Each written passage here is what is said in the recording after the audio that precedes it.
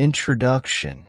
The village of Willow Creek, nestled between rolling green hills and a winding silver river, was a place where time seemed to move a little slower. Its cobblestone streets were lined with quaint cottages, each with blooming gardens and chimneys that puffed out white smoke in the chilly morning air. Among these cottages stood a small, but sturdy home with a red door and ivy creeping up the stone walls. This was where Grace lived with her 3 children, Lily, Ethan, and Mia. Grace, a widow of 5 years, was known for her warm smile and hard-working nature. Her days began before the sun rose, baking bread and sewing clothes to sell at the village market. Though her hands were often calloused and her feet sore, she never let her children see the weariness in her eyes. To them, she was a beacon of strength, a mother who could do anything. Lily, her eldest at 12, was thoughtful and quiet, with her father's dark hair and intelligent brown eyes. She spent hours reading books under the old oak tree in their yard, her mind often lost in faraway lands. Ethan, the 8-year-old, was a whirlwind of energy, always running, climbing, and exploring the woods behind their home.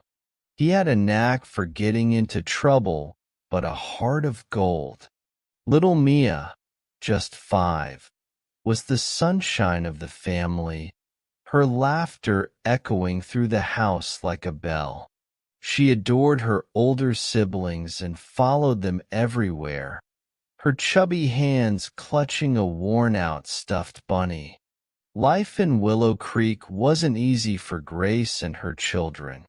Since her husband, Thomas, had passed away, the burden of providing for the family fell entirely on her shoulders. Thomas had been a carpenter, known for crafting beautiful furniture that villagers cherished for generations. His sudden illness and passing had left a void in their lives that no one could fill. Despite their struggles, Grace worked tirelessly to create a loving home for her children.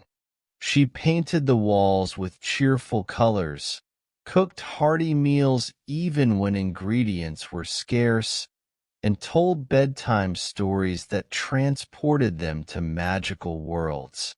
But lately, she'd noticed changes in her children that worried her.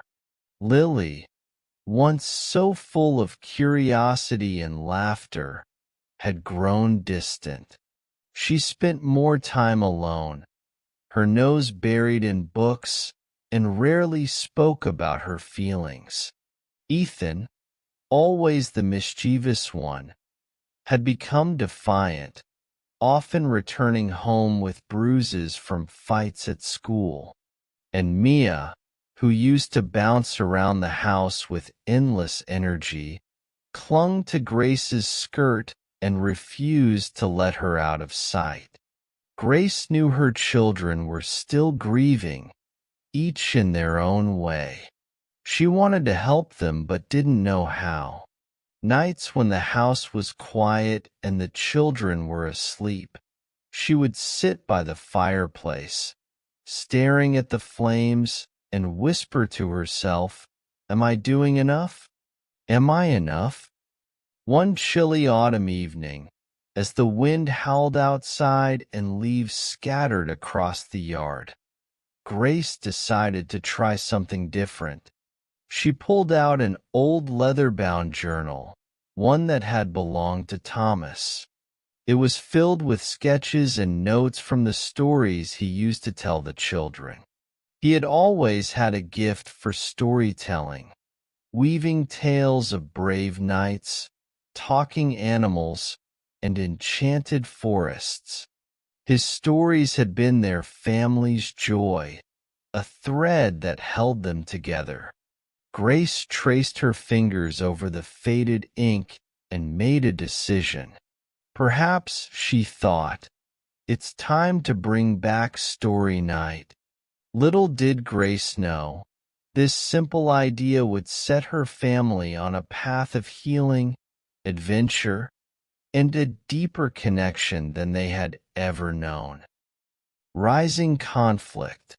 The following week, Grace gathered her children in the cozy living room for the first story night. The fire crackled warmly in the hearth, casting flickering shadows on the walls. She had carefully set the stage. A pile of soft blankets, a plate of freshly baked cookies, and Thomas's old journal resting on her lap.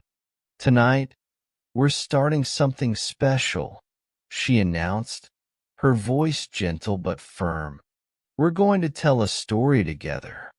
Not just any story, a magical adventure. Each of you will help create it. The children exchanged uncertain glances. Lily sat cross-legged on the floor, her book clutched to her chest as though she might rather disappear into its pages.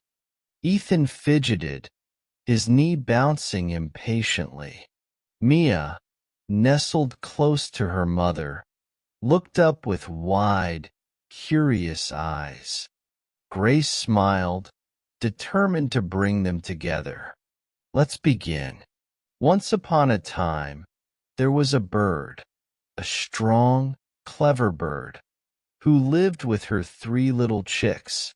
They had a cozy nest high in a tree, but one day, the wind blew so hard that it carried away something very precious. The bird and her chicks had to go on an adventure to find it. Now, what do you think they were looking for? A golden egg, Mia chirped, her voice bright and excited. A treasure chest, Ethan added with a mischievous grin. Lily hesitated, then said softly, maybe it was a map that shows them the way to something even more important. Grace nodded. A map it is, then. And this map was said to lead them to what, Lily? Lily looked down, twirling a strand of hair around her finger. Home, she whispered. The room fell quiet for a moment, and Grace's heart ached at the hidden meaning in her daughter's words. But she didn't press further. Instead, she continued the story, weaving the children's ideas into a tale of bravery, teamwork, and discovery. For a while, they laughed and shared ideas, their imaginations intertwining in a way that felt almost magical. The next morning, Grace woke up feeling a spark of hope. But as the days went by, it became clear that the story night was just the beginning of a long journey. Lily's struggles.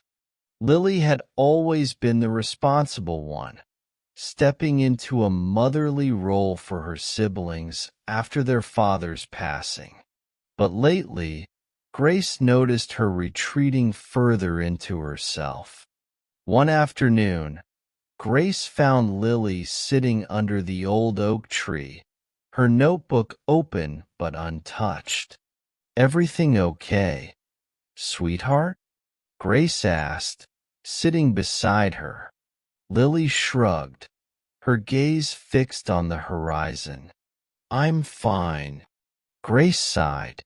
You know, it's okay to talk to me.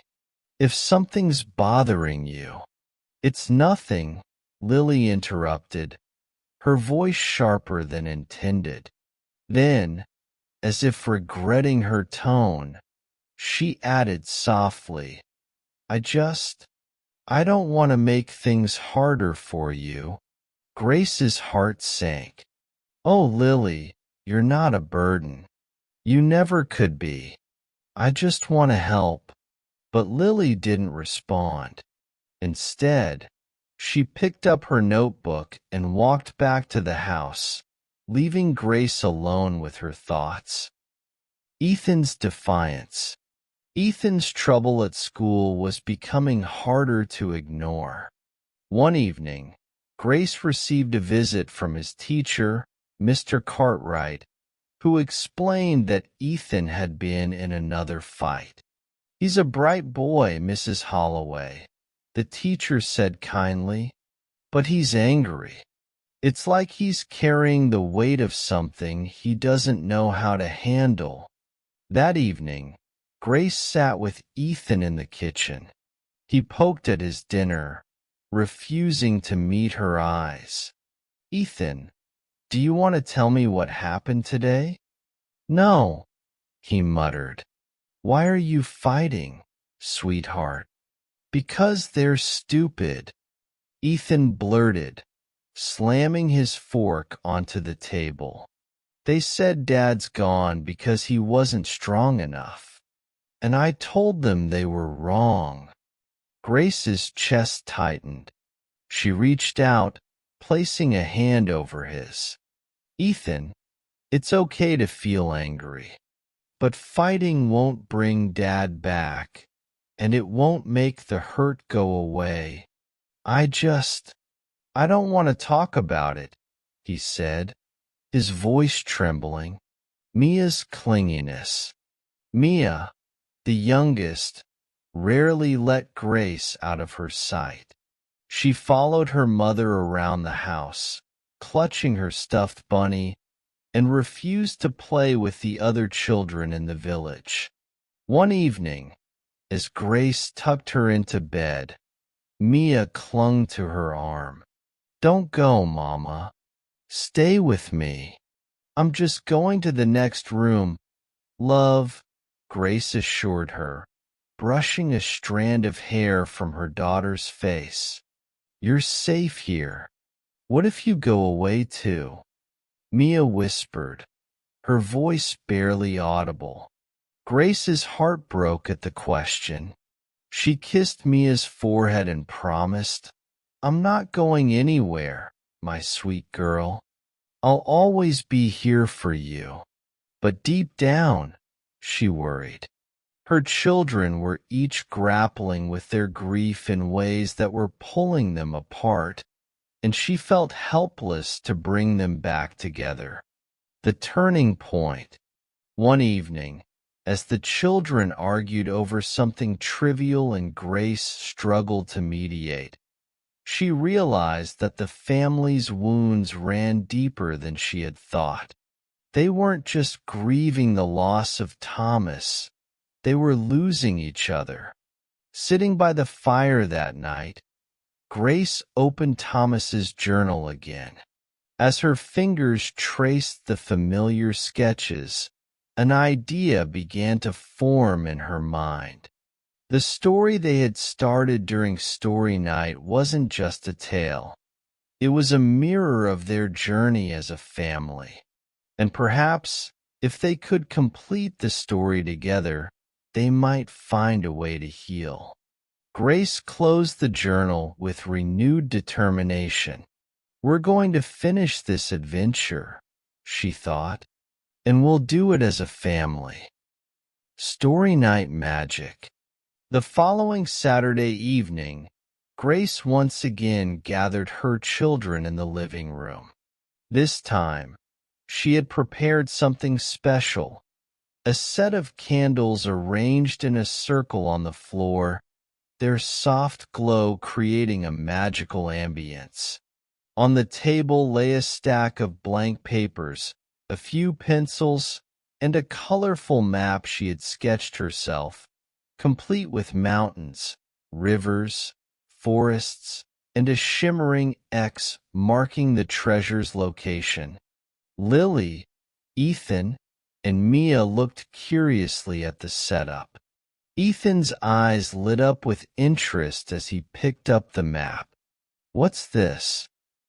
"It's the world of our story," Grace said with a smile. "Tonight, we're continuing the tale of the bird and her chicks. but this time, we're going to bring it to life together. Each of us will decide what happens next. Can I draw something? Mia asked, clutching a pencil in her small hand. Of course, Grace said, ruffling her youngest hair. Everyone will have a part to play. The adventure begins. As the story resumed, the family's imagination began to flow. Grace started. The bird and her 3 chicks stood at the edge of the forest, holding the map they had found. It was old and torn, but it showed the path to the treasure. They knew they had to work together to find it. The first step led them to a river, but the bridge was broken. What do? Ethan immediately raised his hand. They build a raft out of tree branches. Lily, hesitant at first, added, but the river is guarded by something.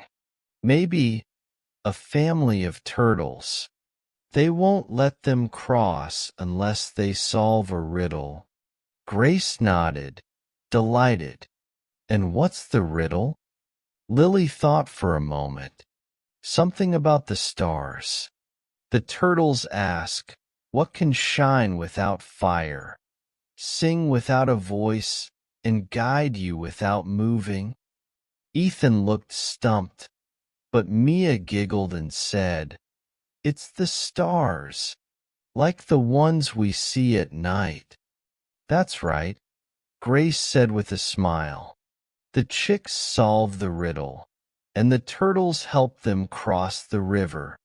The children laughed and chimed in with more ideas as the adventure unfolded.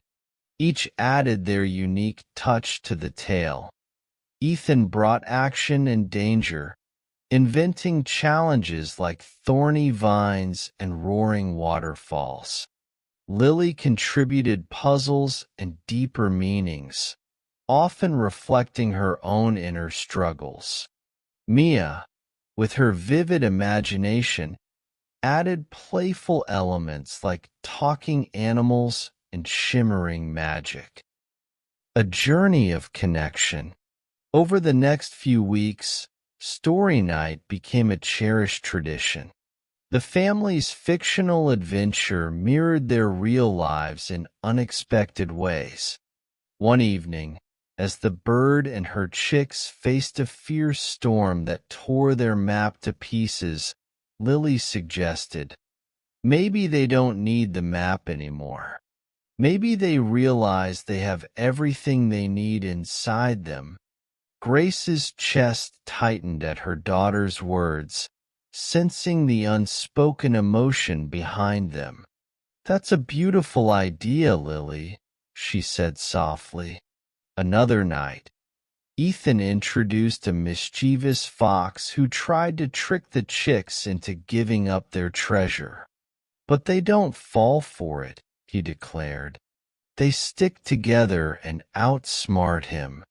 That's because they're brave and clever, just like you, Grace said, giving Ethan an encouraging smile. He beamed, his confidence growing with each story session. Mia, always eager to add a touch of whimsy, invented a magical lantern that lit their way through the darkest parts of the forest. It never runs out of light, she explained, because it's powered by love. That's perfect, Mia, Grace said, her voice catching slightly.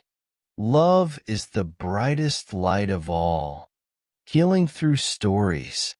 As the weeks turned into months, Grace noticed subtle but profound changes in her children. Lily began to open up, sharing her thoughts and feelings more freely. She started writing her own stories in her notebook, filling it with ideas she had once been too shy to express. Ethan's defiance softened. He still had his mischievous streak, but he channeled his energy into creative pursuits, drawing maps and designing imaginary creatures for their tales. The fights at school became less frequent as he found healthier ways to deal with his emotions. Mia, who had clung to Grace out of fear of losing her, began to find her independence. She started playing with other children in the village, her laughter ringing out as brightly as ever. And Grace? She found herself healing too. Through the stories, she was able to reconnect with her late husband's memory and pass his love of storytelling onto their children. Each story night reminded her of the strength and resilience of her family, a bond that no storm could break. The story's turning point. One story night, the bird and her chicks finally reached the place marked X on the map. Instead of a chest filled with gold, they found something far more precious, a shimmering pool of water that reflected their truest selves. When they look into the pool, what do they see? Grace asked. They see how strong they've become, Lily said. And how much they love each other, Mia added. And how they don't need treasure because they already have everything they need, Ethan finished. Grace's heart swelled with pride. Exactly, she said. The greatest treasure of all isn't something you find. It's something you build together. As the story ended, the children leaned against their mother, their bond stronger than ever. The magic of Story Night wasn't just in the tales they created. It was in the love and understanding they found along the way.